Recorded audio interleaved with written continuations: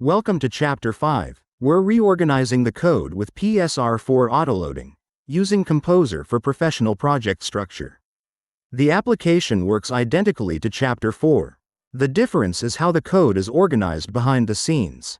All features still work: theme switching, navigation, everything. But now each class lives in its own file.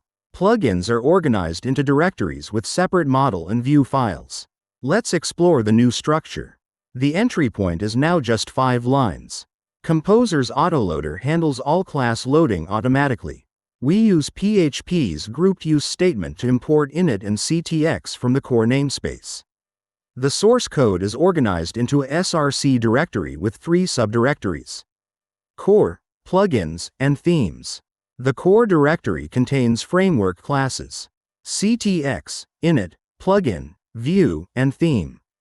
Plugins are now in subdirectories. Each plugin has its own folder with model and view files. Theme classes have their own files. Simple, top nav, and sidebar are separate, reusable components.